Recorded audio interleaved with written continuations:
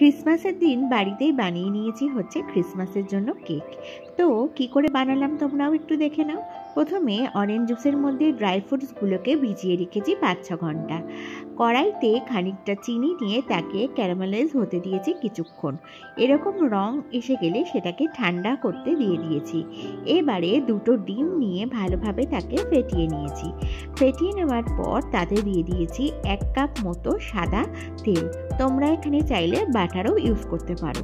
তারপরে দিয়েছি খানিকটা পরিমাণে নুন। আর তারপরে সমস্ত উপকরণকে ভালোভাবে আমি মিশিয়ে নিয়েছি। এবারে মেশানো হয়ে গেলে তারপরে আমি মাইক্রো ওভেনটাকে প্রিহিট করতে দিয়ে দিয়েছি কিছুক্ষণের জন্য। এবারে সেই মিশ্রণটার মধ্যে এবার ময়দা, বেকিং পাউডার আর বেকিং সোডা কিছুটা দিয়ে দিয়েছি। তো তারপরে সমস্ত উপকরণকে ভালোভাবে মেশানোর জন্য দিয়ে দিয়েছি এখানে 1 কাপ মতো রুম টেম্পারেচারে রাখা দুধ। তোমরা এখানে আমুল দুধও ইউজ করতে পারো। আর দিয়ে দিয়েছি 1 চা চামচ ভ্যানিলা এসেন্স।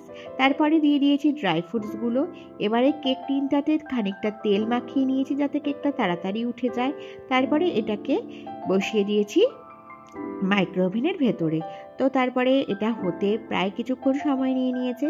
তারপরেই রেডি হয়ে গেছে আমার ক্রিসমাস স্পেশাল কেক। তো কেমন লাগলো তোমরা সবাই জানিও।